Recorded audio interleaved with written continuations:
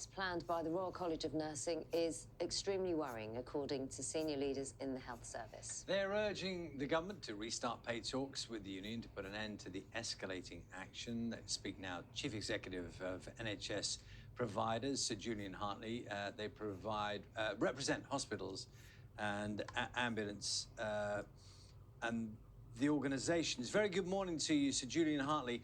Can I just ask you first to reflect?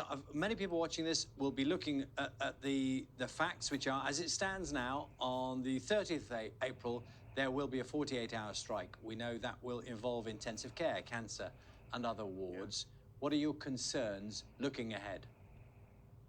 Well, obviously deeply concerned. Trusts have already, we're just finishing the junior doctors' industrial action this morning. Obviously the 4-day strike, which has had a big impact, particularly on planned care. So the prospect of another strike involving nurses over a bank holiday weekend, which it also includes those areas you've mentioned, emergency care, critical care, and so on, will put enormous pressure on trusts. And the level of preparation, time, effort, energy, planning that goes in to managing and mitigating for patients the impact of strikes is enormous, but it will mean more cancellations. And we've already seen a huge number, over 330,000 appointments and procedures postponed as a result of industrial action. That doesn't include the numbers that we'll see from the 4 days of junior doctors' action. So the prospect of another nurses' strike at the end of the month is extremely worrying. I'm going to push you a little further on that one, because I feel like some of these phrases we've heard from either yourself or people who represent bodies like you do. It's worrying. There will be enormous pressure. There is increased pressure. Now, when you're talking about a 48-hour strike, in those departments, in those critical areas of care service, is this moving to another level? I suppose that's what I'm asking, because we've heard warnings from people like you before, which sound generic, that we all understand there'll be more pressure. Is this taking it to another level altogether? I mean, I understand the point, Charlie. So, yes, in terms of the nurses' strike, because of course, we had the nurses entered talks prior to a previous threatened industrial action that would have had the same impact in terms of not derogating for these areas. So if this takes place in the way that it's being described, then it would be the first time that we've seen nurses not working in those key areas, which of course would present serious risks and challenges for trusts to manage and mitigate that. Now, looking at what we've learned from the last 4 days, which is where junior doctors haven't been working in those key areas, we've been managed to cover that with a lot of consultants and other staff covering those gaps.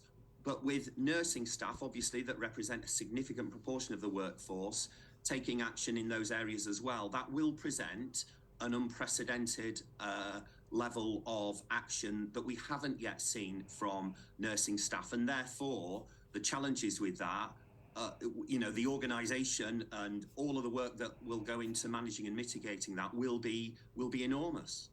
Mitigate is an interesting word, isn't it?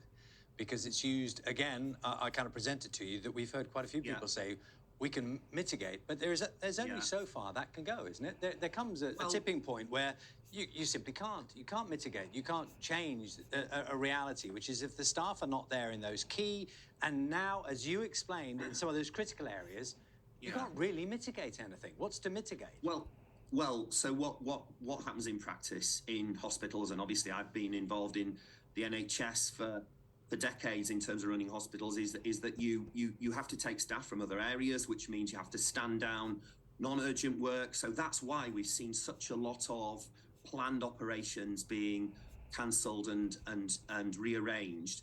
That means that those staff come in and support their colleagues in those key areas like the emergency department, critical care, cancer services, in order to try to ensure that you can continue to provide those key services for the patients who are the most urgent, that need that attention and treatment. Now, of course, with fewer staff on duty, and taking industrial action, that makes it more difficult. But the approach will be the same in terms of planning for that 48-hour period. The priority will be about protecting patient safety. The big challenge, of course, is now we've got the prospect of a nurse's industrial action, potentially combined with junior doctors, presents a real difficulty, and that's the real concern that trust leaders have right now. If you could, just one short answer for me. That you're not a politician, but people will have realised by now that some health workers, Unison, for example, have voted to accept a deal. Yeah. And they might be slightly confused by the fact that, so we have one area which is agreed and one union that is not agreed, and some of those staff are working literally in the same place. Well, indeed, and that's a really key point, because the NHS is all about all of those different professions coming together to deliver for patients, and it relies on that coherence and that togetherness of staff to deliver. And the challenge now, of course, is that we have got some voting for the deal. We've got a marginal no vote from the nurses. We've yet to hear from other unions at the back end of this month in terms of where they stand. So we'll have to see in a week or so's time where we stand overall and what that means for the NHS workforce as a whole in relation to this deal and potential further industrial action. So, Julian Hartley, thank you for your time this morning, Chief Executive of NHS Providers, just talking about the latest news in relation to strike action by nursing staff. 23